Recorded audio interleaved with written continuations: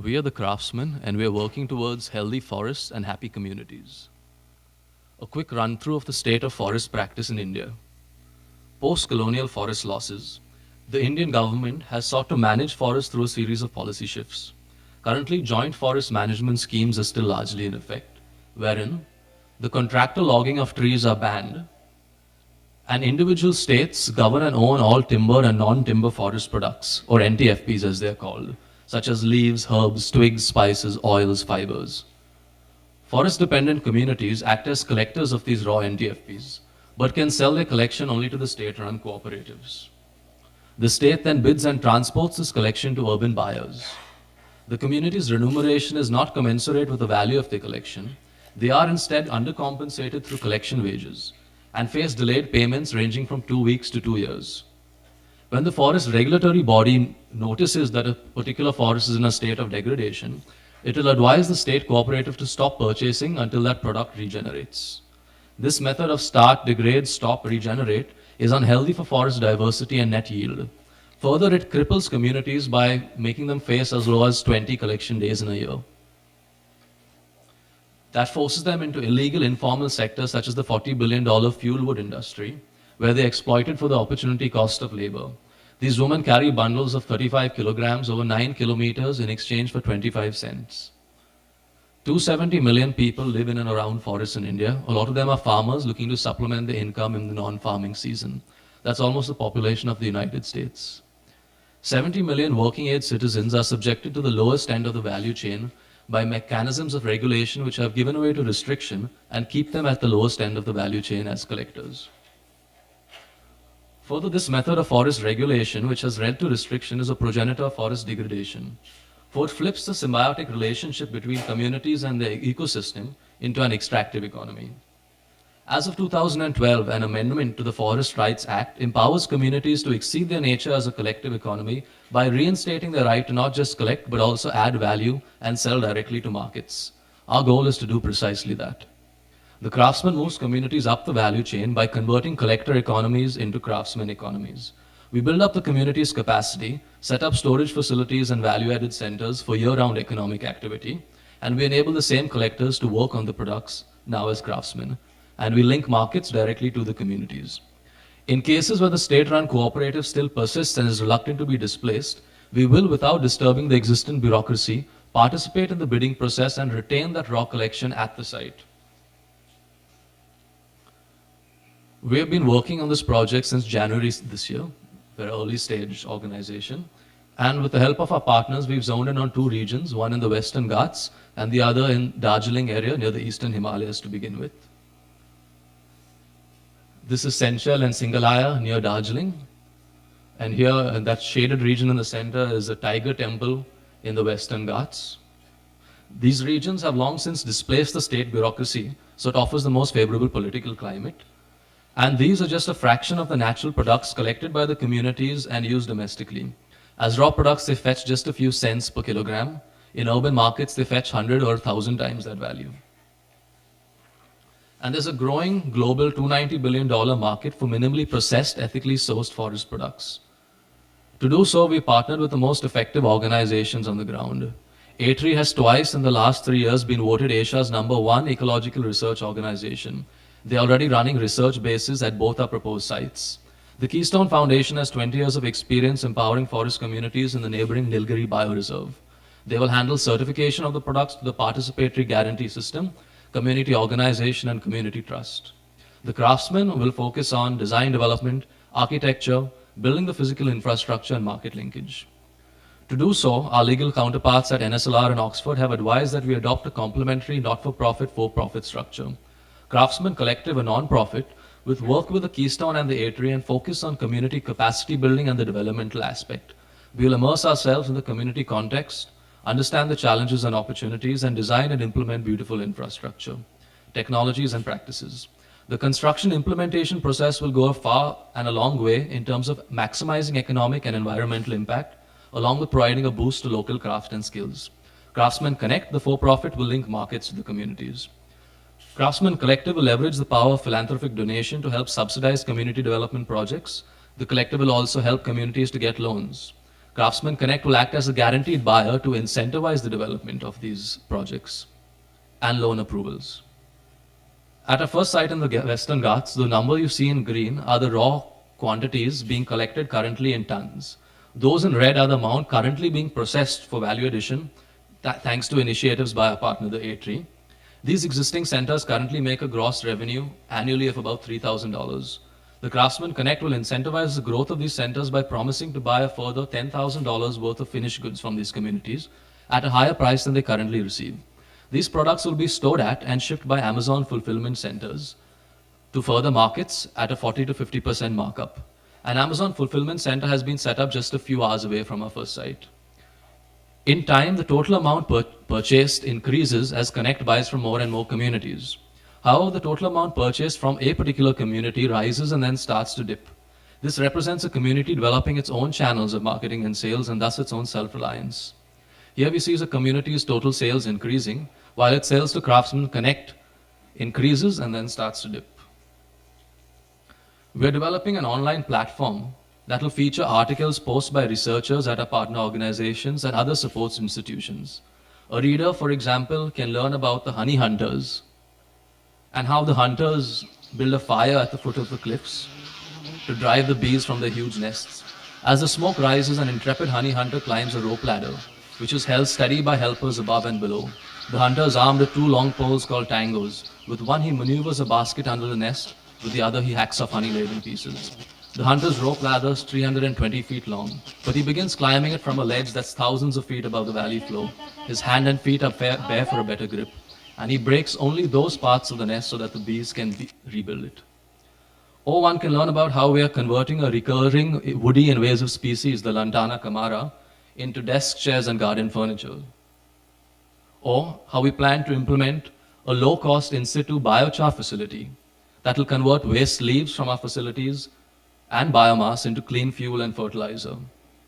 This platform also serves as an arena for other organizations and researchers and designers to share designs, receive critique and feedback, and communicate best practices. For research is not a static process, but just a snapshot of far from equilibrium ecosystems. We believe in a fine balance between technology and technique and would encourage a holistic appraisal of our activities in a community during, before, and after implementation. And our readers will also be able to purchase products via this platform.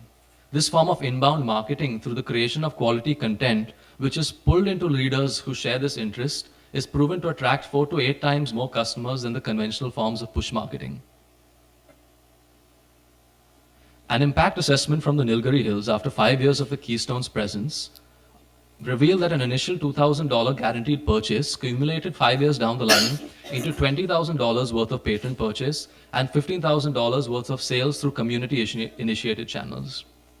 5 processing centers employed 75 people at 4 times the average wage, and an increase in 12,000 villagers' net income had gone up by 10%.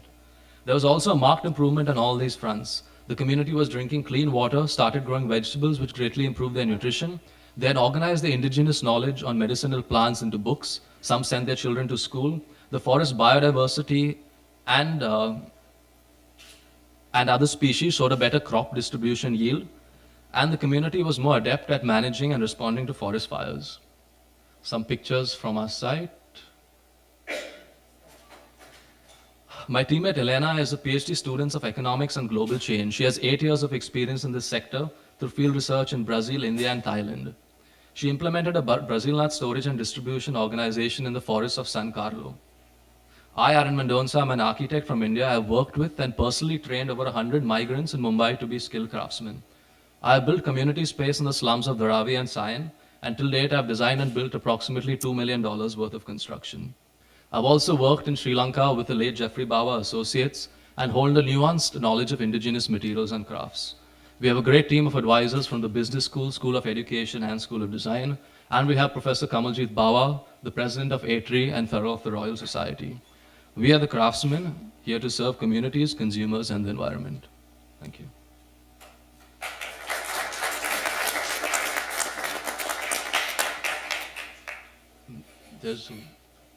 Should I stop this or let it play while I answer questions? Okay.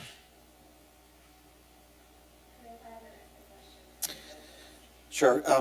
Tom Gloria, Extension School. So first question, the Craftsmen Collective educators, the source of people, who will be these people that will be the educators for the Craftsmen? The Craftsmen Collective essentially is an architectural firm or a developmental organization. We're partnering with the Keystone and the A-Tree. Open to that slide. A-Tree is a rich bank of knowledge in ecological practices. Keystone will handle the training process to train these people to work on the facilities. We will act as the designers of these physical facilities and help the construction of these physical facilities that will enable the community to work on the raw products into finished products. Finished products such as which are exhibited over there like balms, honey, and so on and so forth. So the educators of the community will be Keystone. The ecological bank of knowledge will be A-Tree. We'll be designing and implementing these facilities and making an assessment of what technology should come in and what technology should not come in through building up the community's own capacity. Ramon Sanchez from the Harvard School of Public Health. And my question, have you estimated the health effects of what you are about to do? The health and effects. environmental effects of what you are Yes. about to do? So it's a case-by-case scenario. Currently on the site where we are going to start with, we have the A-Tree organization that has done a lot of studies about the state of the ecology and what should be done to improve it, what species should be planted, what species should be cut, what species should not be cut. As I showed in a case study of a nearby site where our other partner had worked through a constant maintenance and awareness of what's going on and mixing research with design implementation, they were able to foster development by allowing the environment to also grow better. The thing is, normally as architects, we only tend to design centers of concentration, but not these backgrounds. But these systems are changing, and so places like cities constantly disturb them. We can place ourselves at the intersection and design these disturbances. Can you talk a little bit about some of the key challenges to scaling, let's say beyond the first project? What would prevent you from becoming a much larger group? Well, we would be going to those sites in which we have other organizations ready to move there who have a very sound knowledge on ecological practices and community trust. So we would have to move with these organizations to other different sites or partner with other NGOs at that local sites which have a good grasp of the community structure and work with them. But the Craftsmen Collective as an organization by itself would very well be able to branch out to other, say, private sites and get service fees for private contracts with organizations that want us to do development in those regions. And Craftsmen Connect is actually a very lean model where it buys from these producer communities, sells it at a startup. Craftsmen Collective will hold shares in Craftsmen Connect so that profits from that feed into the non-profits to generate more activities.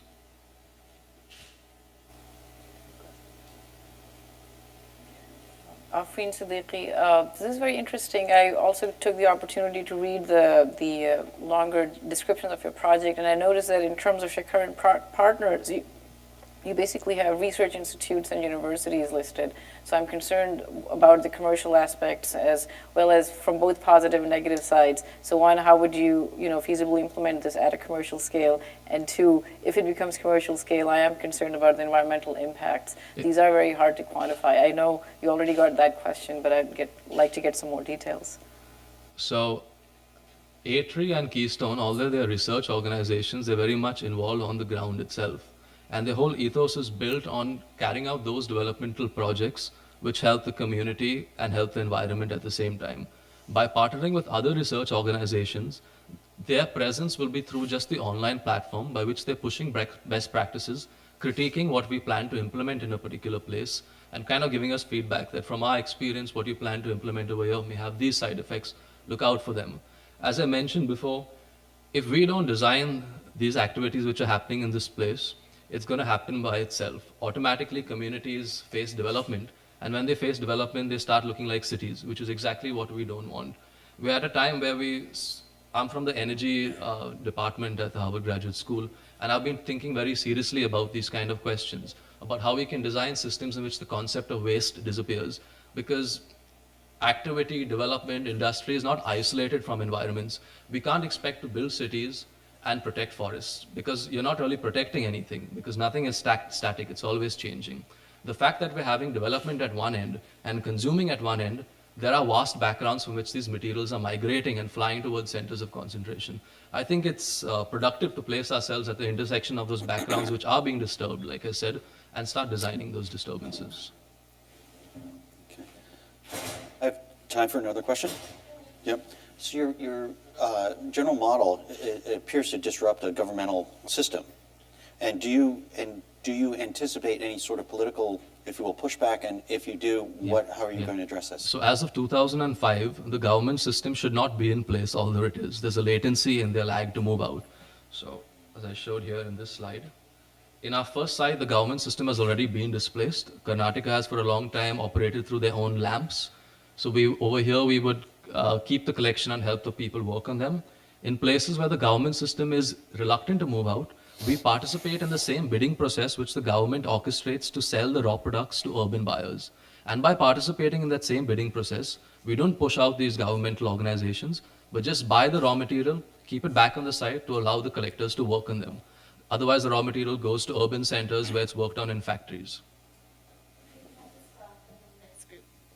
Thank you. Thank you so much. Thank you.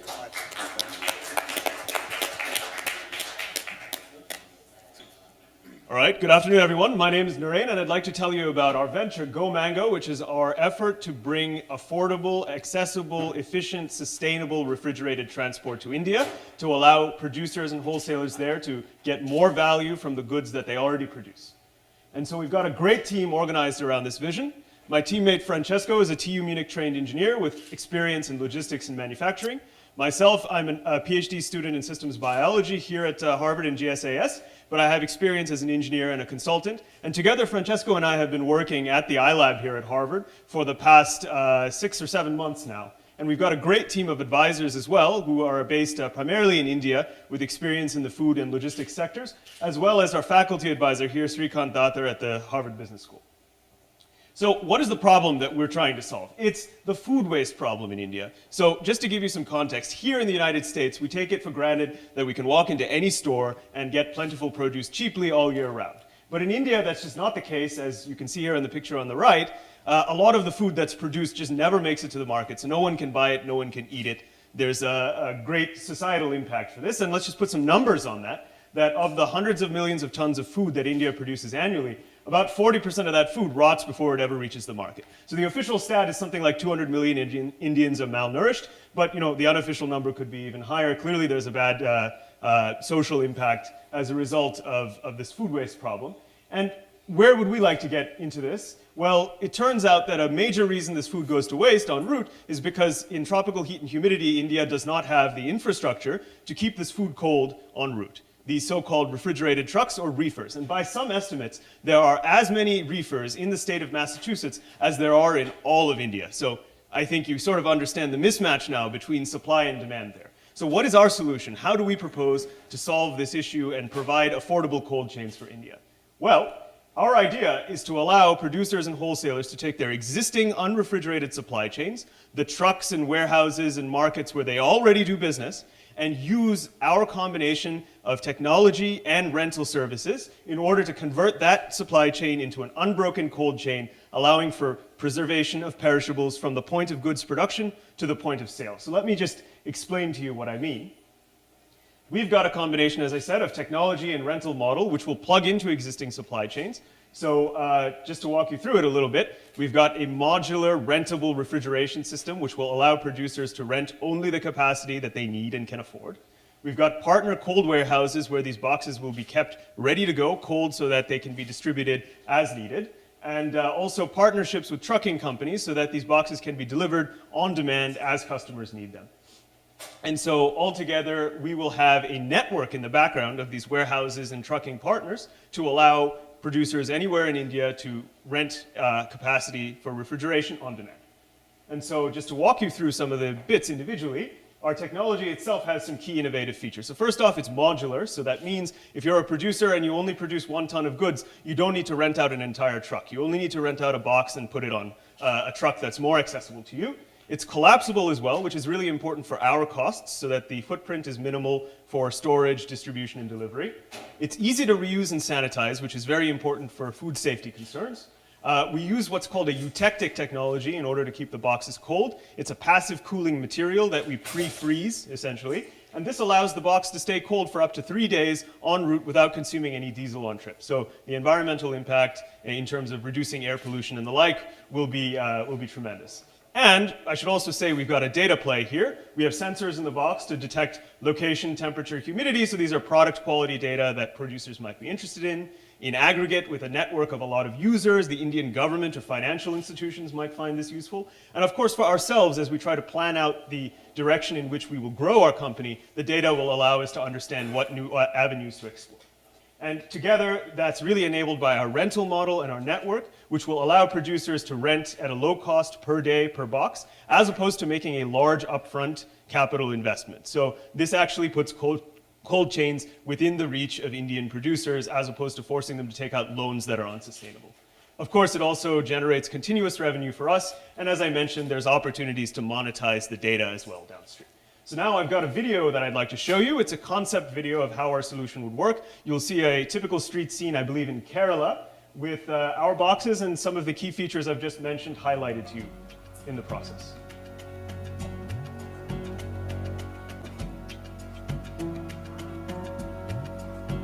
So you'll see in a moment, we'll zoom up on the box and show you some of the features I've just described.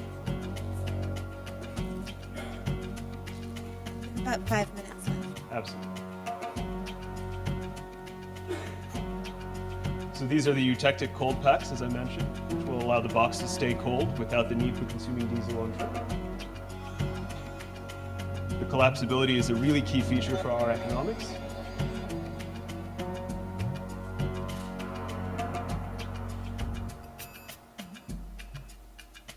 All right. And you'll see the boxes driving off into the sunset in a moment. There we are.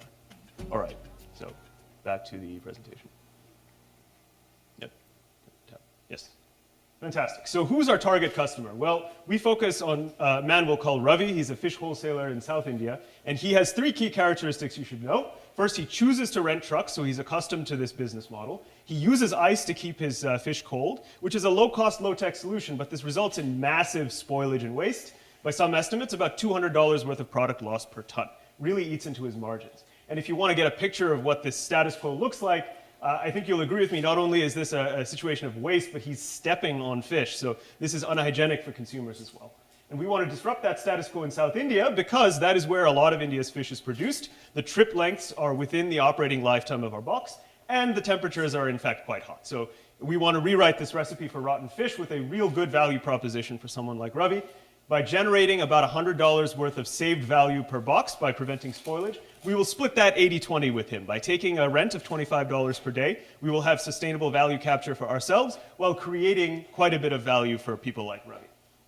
And this indeed is our competitive advantage. If you want to look at the current Indian logistics space, people who operate reefers are in the top left. We're not going after that market. We're going after the markets that current existing trucking companies are serving. So these are small and medium wholesalers without massive budgets. So we really want to partner with these organizations to provide our services so that we can make affordable refrigeration a reality. And indeed, this is the linchpin of our marketing strategy, including our partnerships with Cushman & Wakefield, which owns a number of cold storage warehouses, trucking company partnerships in the works, and our wholesaler customers that we're going after, including the supermarket chain Food World, which is Bangalore-based. They're very interested in using our solution to source fish and eggs. So our market opportunity initially in our beachhead is about $80 million worth, but we believe that by expanding to more foods and pan-India service, we have a multi-billion-dollar serviceable opportunity here. Our roadmap is to build this out really over the next 3 years with some of those pilot partners, but in the next year, enabled by support from the Seed for Change grant program, we plan to make several field visits to India and also to strengthen our relationships with these partners through these face-to-face meetings, which as we know are very, very important to doing business in the developing world and India in particular. Thank you. So altogether, we think we can do our part to make India a healthier, wealthier, and cleaner place by allowing for more food to make it to market in an environmentally friendly way. So with that, I would like to thank you for your attention and invite my teammate Francesco to join me up here to field your questions. Thank you.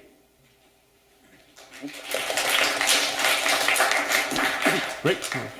Sure. Ramon Sanchez, Harvard School of Public Health. And my question to you is about quantitative metrics. You were talking about how much money you may save. about how much diesel you may save, but you didn't quantify, for example, exactly the amount or the greenhouse gas emissions of that? Or what about food waste? I saw that you spoiled tomatoes there. Okay, what are the greenhouse gas emissions per kilogram of spoiled tomatoes? What about mangoes? What about cucumbers? What about those things? I would love to see that in your business plan. So do you have something in your business plan about that?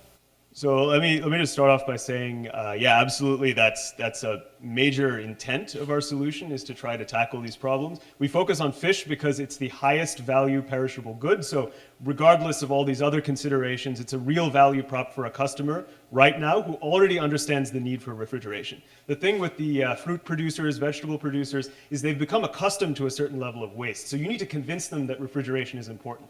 The switching costs are high. That being said, we have not done a carbon life cycle analysis, so I won't tell you, exact numbers for tons of CO2 that we save or that sort of thing. But yeah, I mean, clearly that opportunity to prevent that waste is a massive one. And in fact, our next good after fish would probably be mangoes. They're a high-value fruit, especially the Alfonso mangoes and things that make their way for export. Contact us. We will help you out on that. Yeah. Thank you. So a question about the capabilities of the Coolidge, of the UTEC technology. So you came up with 3 days. Tell me a little bit about how you came up with that 3 days and what kind of variability you have around that. Okay, so actually, like this eutectic solution is a very proven technology already. Many of you might know this technology from your lunchbox, which you had as a kid. These cool pads in a very small scale. So we are using basically the same technology, but as you could see in the video, in a bigger scale. Yeah. So I mean, the key to keeping that stuff cold is insulation. So essentially, we've got polystyrene insulation at the moment. We might consider other materials as well. But the idea was, if the external temperature is about 35 degrees centigrade, which is an average high temperature in parts of India where we want to operate, given the number of cool packs per box, it's roughly I forgot how much it was, like 18 kilograms worth of eutectic material, and given the thickness of the insulation, which was on the order of, I think, about 100 millimeters, that sort of thing, if you just do the heat transfer calculation, then the estimate is about 2 to 3 days. So that's the variability. Have you tried any of these in the field, testing for how long they remain cold and such? Not in India. We have built some prototypes here, of course, in the US during the winter, right? So what does that really tell you? But we were able to, for example, keep a mango cold overnight at 4 degrees C. That's the picture on the right. And from an economics perspective, how much does one of these things cost for you to make one of these boxes? Yeah, sure. So as Naren mentioned, it's like the model for the customer is not the buying model, but the renting model. But on our end, these boxes will be like on an order of magnitude around $1,000 in the beginning. Once we scale up, it could come down to a couple of $100. Right. So, I mean, essentially, we plan to use injection molding to build these boxes. So, initially, the costs associated with that would be about $2,000 per unit, if you also amortize the cost of the molds and that sort of thing. But the long-term production cost would probably be about $500, especially if we could manufacture in India proper. Thank I you. have a quick question. How do you go about building trust with your potential customers? You had the example of Ravi, but just curious to sort of like thousands of people at, Sure. How do you build GoMango as a trusted brand? Sure. Okay, so that's a two-parter. So first, I'll flip to the previous slide here. We've already been in contact with these initial pilot customers, and so we have a pretty close relationship with them, as well as network connection. So essentially, a lot of these folks are through the IIM Ahmedabad network, which we're plugged into in a variety of ways, including through Srikant Datar. So these folks, they will do business more or less on our terms, on Western terms. Of course, you're talking about the longer-term opportunity for people like Ravi, who we intend to serve. And I should just add that while we haven't reached out to them as much as we would like yet, we've recently generated a little bit of buzz around other business plan competitions we've been in, and we've received messages like this from people who are, for example, setting up fruit trading businesses in Orissa, okay? Or I think another man is doing a mango trading business, but in Maharashtra. So you can just see from these quotes here, while we haven't even started market operation there, people are interested in not knocking us off, franchising our operation. So we hope to be able to reach out to and meet with these folks. Yeah. So that connects to what you just said. So long-term strategy, how do you plan to stay competitive? What's to stop somebody else coming up with another modular box using this type of technology with a better logistics plan? I'd be interested. Yeah, absolutely. So I would say a couple of things. So first off, the technology, I would say, is only an enabler of the business model. So it's not absolutely critical that we have patentable technology, but we do believe that there are certain aspects of our design that have been optimized for Indian trucks that could be patentable. All right. But the long-term game here is really to share as much value as possible with all of the partners within our network, such that they're incentivized to stick with us as opposed to switching to somebody else. So in the case of the warehousing company and the trucking company, we give them a portion of our profits to maintain that relationship, right? With the customer, we can share with them our sensor data, which will allow them to understand things like seasonality of demand, or tie the prices that they're getting in a certain market to the performance of their goods along a certain route, right? I should also say, I brought this picture up because in here you see another item that's currently rented out, these rentable plastic crates, right? There are cheap knockoffs of these made in India, and they service essentially wholesalers who are doing business at the village or local level. But for people who are doing intercity trips, they still rent from a global logistics company called CHEP. So even though I would argue that this sort of technology is even easier to make a copy of than what we're proposing, people still buy into that CHEP network because of the value-added services that they're providing and the long-term relationships that they've built. And we intend to do something similar. Okay, we need to stop Okay. and have the next. Thank you. Thank you. Great job.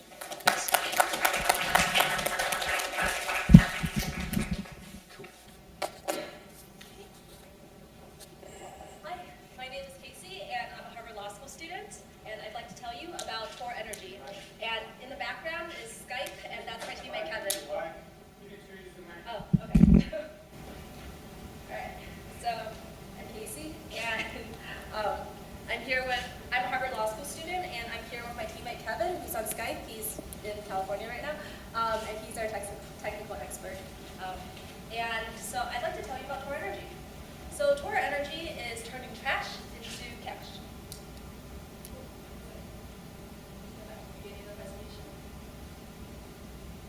All right.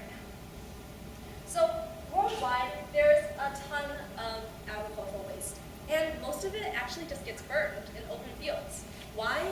It's not because it doesn't have any value. It's because it's very difficult to transport.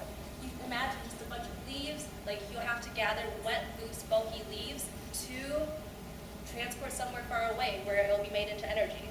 So that's something that's not very economical. It's very difficult. Well, this burning causes lots of problems. In fact, according to a Stanford study, it causes 18% of global CO2 emissions. It's a huge environmental concern, even though this biomass can meet 20% of India's primary energy needs. So let's take a look at energy with Gita. Gita uses charcoal and firewood for cooking. And there's a lot of families like hers that together spend $90 billion per year on cooking fuel. But our process can save her and other families 20%. Okay. Thank you. So how exactly do we do that? Well, Torr Energy makes a product, a reactor unit, and it's mobile. It can be hitched onto the back of a tractor or a donkey cart, and you can drive it from farm to farm. And so the conversion takes place at the farm, on site, and there isn't that transportation issue anymore. And in addition to that, this is based on my teammate Kevin's PhD thesis, where he works on turning volatile gases and oxidizing it. And through this research, you can make the waste products, the reactor unit basically run itself, so it's self-sustaining by energy, doesn't need external energy. And also, it has a continuous process, and basically you put the biomass in, and output is a solid block of fuel. So let's take a look at how this works. I'm going to show you a video. There's the reactor unit. Some music in the background. This is preliminary manufacturing, and this is an earlier stage model. It's a prototype. This is the type that we piloted with already. And there's the combustion technology that controls air supply, which is what makes this work. And then there's the densified products and densified rice husks. And this is the production of the fuel. All right. So let's take a closer look at how exactly this works. So you take a piece of biomass, such as this coconut shell. So I'll just pass this around. Coconut shell. And then you put the coconut shell inside the reactor unit, and what comes out is this powder, this black powder. Through the torrefaction process, we'll call this a torrefaction intermediary. And then you'd use a mechanical process and a binding agent to create solid fuel. And you can open it and touch it if you want. So taking a look at this, the solid fuel can be used on traditional cook stoves that families already have, so nothing extra, it's just changing the fuel type. And this is in the middle, that's Kevin cooking a meal with this fuel, and there's a family eating a meal that was cooked with this fuel.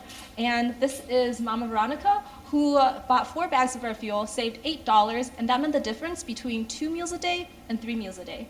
And she says that there's no smoke and it lasts very long. So we create value for everyone involved. Starting from $0 of value from just purely burning the biomass, we generate $250,000 of value from each reactor unit that we sell. And this value is spread between Torr Energy, the equipment operator, and the community. And with the community, this increases farmers' incomes because they're selling us the biomass. There's also domestic fuel savings, the 20% for each individual user, and also local jobs and processes. 5 minutes.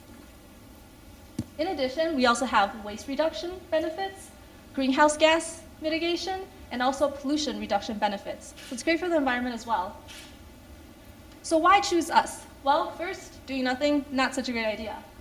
There's also small-scale pyrolysis kilns, which we've worked with before, and they're difficult to scale and also create a lot of pollution. Then there's utility-scale densification, which is very expensive, costs about $500,000 to set up. And then there's other biomass conversion pathways, such as composting and gasification. And there's issues with those too, such as taking a long time to compost, or issues with scalability, and of course, transportation. It's hard to transport that biomass. So how do we exactly plan to bring this to market? Well, 3 steps. First, we'll own and operate pilots, local pilots, partner with some community groups, and then through that, have proof of concept, show them that this works, can bring a lot of value to the community, and show that to local NGOs that are larger in scale and can afford to pay the cost of setup and also for the machinery.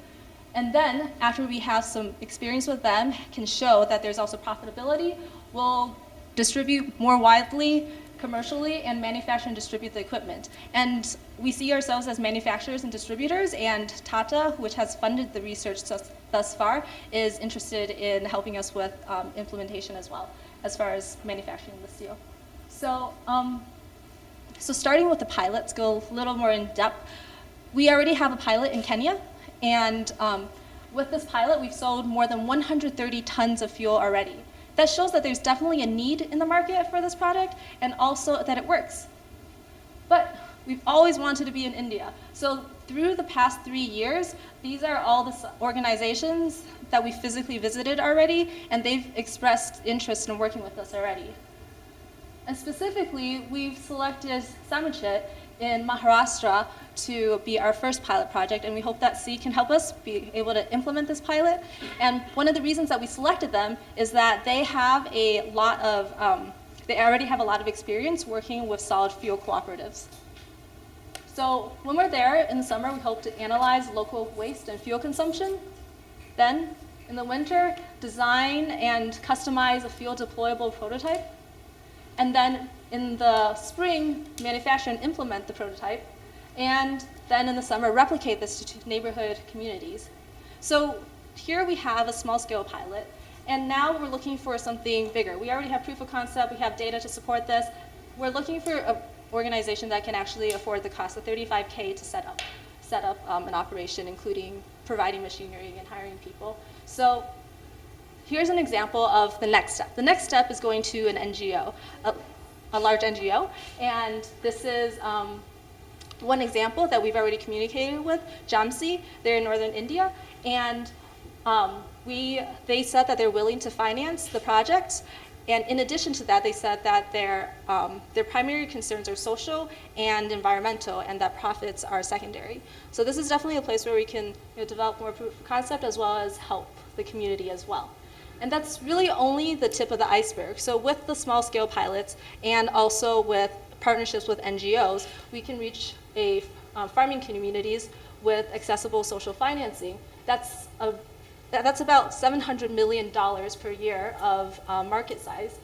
But once we have that experience and we can show that there's profits to be made, then we can reach out to farming groups and mills in India. That represents a $12 billion per year market in India. And spreading that globally, that's $45 billion per year. So let's talk about the team. We're the best team to implement this project. Kevin has a PhD in mechanical engineering. He built the product. And Swati is from Hyderabad, and she has experience with solid fuels. Zach he has experience working with foundations, and he has experience doing business consulting. I have experience in sales and marketing and energy policy. And between the four of us, we've taken 7 trips to India in the last 3 years. We have 2 more planned trips this summer. And Kevin's been offered a Fulbright fellowship in India. And we have 2 prior startups in Kenya, so experience with the business side. And Swati has native fluency in Hindi and Telugu. And we also have worked with the Harvard Innovation Lab, MIT, the Indian Institute of Technology in Madras. Tata has expressed interest in helping us with industrial purposes as well as helping us with funding. Legatum in Switzerland have helped us with funding with designing the prototype. So we are Torr Energy, and we turn trash into cash. Very good. All right, so 2 questions I have. One is talk a little bit about the technology itself around looked like you're using some readily available materials to make these systems, and then the costs associated with that. And then also you mentioned an agent that was a binder. And what is that binder? Yeah, so the perfect person to answer your question would be Kevin, who's on the Skype, and he's the person who designed this technology. So let me just open that really quickly. So can you hear me? Yeah. Yes. So the binders are consisting typically of things which will then stick the material together. And in the past, we've tested various things such as cassava-based binder, as well as paper-based binder, and both have worked well with. There's a proprietary binding agent that we use to put it together combined with the mechanical process. Is it safe? I think that will be the question, not non-toxic. Not sure. Kevin, do you know if it's safe? Can you repeat it, please? Okay. I'm going to assume so because we've been using this already because we've been using this for our pilot in Kenya, and we have a team there already implementing it. Yeah, and the materials you build the Torr system out of, they seem to be like barrels and other materials that are readily available. Yeah, so that was our, that's the first generation product that's already out there. We're currently working on the second generation product, which is going to look like the reactor you saw in the video. Mm-hmm. Yeah, so, yep. Let me add to that, the different design also made from standard parts, just the pipes, these supply local. Kevin, I think it's kind of hard to hear you. So my question, I guess, will be answered by Kevin. So I would like to get more information about the emissions. You did mention that there's reduced CO2 emissions, but what about other gases, methane, many other species that do get produced? Have you guys done sort of a rigorous analysis as to what's coming out of these systems, both at the reactor stage as well as at the use stage? Yeah, so this is actually really good for pollution, specifically to respond to what exactly is coming out. So there's nitrous oxide, particulates, and also sulfuric oxide. So there's those types of particulates that are being filtered or are at much lower levels than traditional burning of charcoal and firewood. And at the reactor stage, are there other species being produced, and how are the emissions from the reactor being controlled or managed? So right now, we're still developing the technology, the newest model of technology right there. So I think that one is we have tested it based on what's in the lab, but I think that in the long term, what we are hoping to do is also set up some gas detectors inside homes where they'll be using the products, as well as in the fields where the reactors will be, and measuring the long-term effects. But overall, the volatile gases are being combusted, and it's definitely much safer for the environment. Related to that question, so you say there is no smoke. We already asked about emissions. You mentioned carbon dioxide, but what about, as we said before, particulate matter, sulfur dioxide, and everything? Because if you can determine what is the difference to business as usual, you may have something that is even stronger. Because if you reduce indoor air pollution in most of these homes, you are saving lives as well because of cardiovascular disease. So could you determine that, or do you know anything about that? Have you done anything about that? So we know from a lab stage at this point, but definitely having the monitors inside the homes where we pilot would be very helpful in tracking long-term effects. But inside the lab stage, there's definitely benefits from that. Just curious, in one of your slides, you said that the pilot program started in 2013. It was like a 4-year pilot. I think, let's see. So maybe that's including one of the previous, let's see. Okay, so this includes our venture into Kenya. So that was using an earlier stage technology there. Just curious, what kind of, when you looked at implementing the project in Kenya, what were the constraints to sort of rolling it out besides sort of the first early wins? So I think one was establishing partnerships was definitely something that was difficult. We had starting 2013 failures in Kenya, and we learned through that where good sites will be. So we started out, say, for example, near a trash dump, but that wasn't great because of the way that logistics would work there. Let's see. I guess one of the reasons that we even went to Kenya was because there was just one special time when we just met someone who was interested in piloting. Everything started in India, when we visited India and saw all the waste available there and thought about all the potential, and then looking for opportunities there along the way. Great, thank you. Thank you. Currently being done in India, because there's the ice cream business that's being done in India. How are they managing the cold chain distribution and logistics network? Absolutely. So there is an extant cold chain in India, but essentially it's only within the reach of multinationals or arms of multinationals who can afford these services. So for example, we've talked to Hindustan Unilever a lot, okay? 95% of their business is soap and other such products, but they also have the Magnum line of ice creams, for example. So for that, they have to contract with a company called Snowman, which is one of India's few refrigerated truck providers, okay? So they are getting Western standard service in that sense.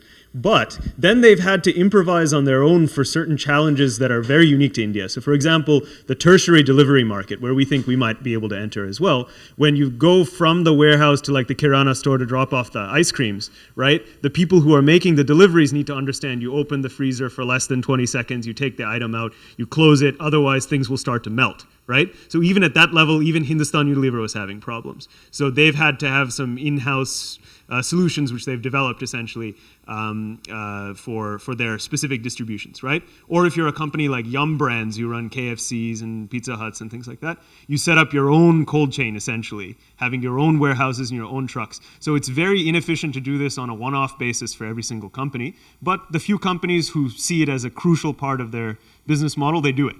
For people like the target customers we want to serve, if they do understand the need for refrigeration, they'll do things like use ice, dry ice. Sometimes if you really can't afford anything, you'll use thermal blankets and straw, which are kind of rudimentary insulation. So these are all options that people use, but none of them are, the reusable ones are extremely expensive, and the cheap versions are not very sustainable or reliable. That's the long and short answer. Great.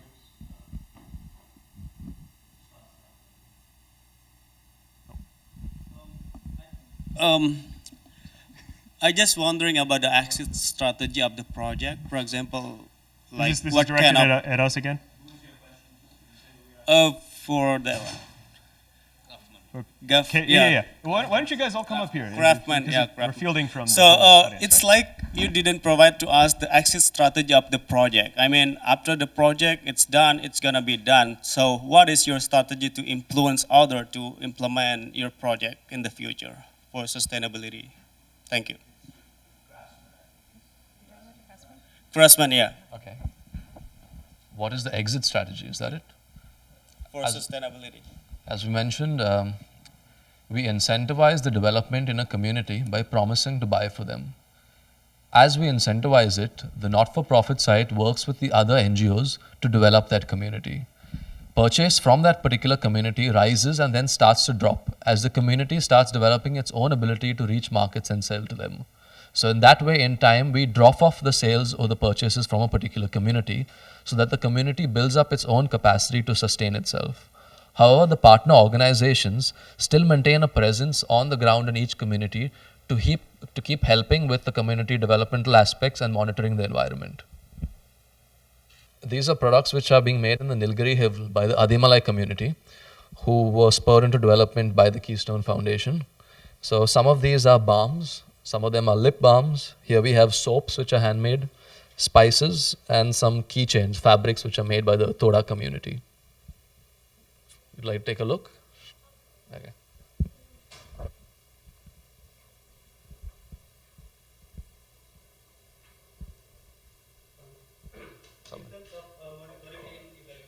Who's going to be responsible for that to measure whether your project is successfully implemented or not? The partner organizations, they continuously do a method of implementation and evaluation. What they are looking forward is another partner who can bring in the design development and architectural aspect. So as research organizations, they have an ethos of implementing something and then monitoring it through impact assessment. For example, I put out a presentation on the impact of a particular community, the Torr community living in the Nilgiri Bioreserve. So they do a periodic 2 or 3 or 5 year impact assessment of what has happened after their presence, and the impact assessment is outsourced to another organization. So it's pretty fair. How cost effective is it for the, for example, the fishermen? How can they afford your box, or how does it work? Yeah, so just to give you some points of reference, right? So they may spend essentially on a volumetric basis, right? So if you just normalize everything to cost per cubic meter per day, just so you have a fair basis, they may spend about $30 to $50 for renting a truck. So in essence, we're adding another 40% to that cost. But then if you put the pricing in terms of the value that's generated, they're able to capture 80% of the value. So a $25 a day rent compared to $125 a day in extra value that they can get at the market for the goods that they're transporting. They're able to cover their costs essentially off of that. Now, that being said, value-based pricing may not really work in this context, and they may only ask for cost-plus pricing. So then if you say it that way, our cost to make the box would be amortized basically $3 per day. So any cost above that we charge them, we would still come out in number terms ahead for our unit economics. So we can go lower, but at the moment we're pricing it a little higher to target people who we know have the capacity to pay at least that much. So, hello everyone. It was an extremely tough decision. It wasn't unanimous, so just to so you can see how difficult it was. So they asked us to announce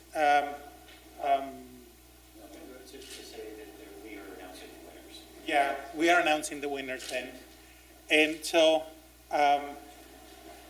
the winners of this competition are GoMango. GoMango. So congratulations. And we believe that what you are addressing is really, really important. There are a few things that still need to be worked on, but those are minor things and we can help you out. And so you can count on us to help you out. The same as for the other teams as well, the runners-up for this competition. And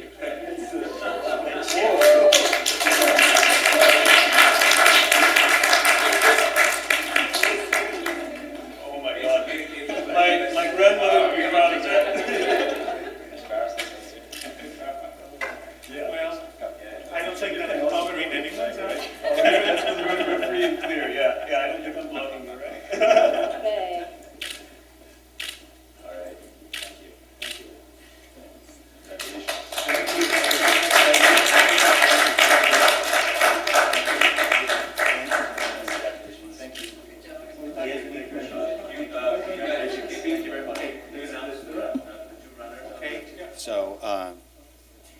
It's on, good.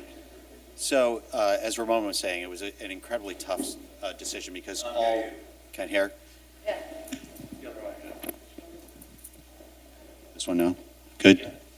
So it was an incredibly difficult decision to make. All three had very high impact scores related to them, particularly the Torr Energy. Indoor air quality, as Ramon was mentioning, is an incredibly important issue for those of us in the environmental and human health field. It is the largest emission issue on the planet, is human health, indoor air quality issues. So just really continue on your mission as it relates to improving indoor air quality. And the Craftsmen project also, what we were very impressed with was how well thought out your implementation was from the aspect of working with communities, particularly in how you were working with the development of, if you will, a higher level of knowledge and capacity around materials and the sustainable harvesting of those materials, and also looking at the full, if you will, gamut of the use of those materials. And then for the selected group, GoMango, food and food issues, food waste issues in a growing population is an enormous problem. And any step that we can make to improve the value of food, particularly as this issue and the amount of food that is lost, not only helps the consumption of that food, but maintains the value and hence reduces the environmental impacts associated with that. We do have a big piece of advice for you guys, though, and that is the technology. Look at the technology more closely. We were concerned about the cost associated with the box, so spend a lot of time trying to, if you can, increase the value by reducing the cost, looking at different ways of flexibility of the technology itself. But congratulations. Congratulations to all. Thanks so much. Thank you. So we'd like to thank the hosts. It was a wonderful experience. This is a great value to the community to have us come together and look at these very inspirational projects. It's an inspiration for all of us. So I thank everyone for our participation today. Thanks. Oh, yes, and we also have a $5,000 award for the runners-up, so thank you very much. And we have jalebis, I'm told, for all the winners somewhere here. So congratulations, everyone. This is really impressive plans.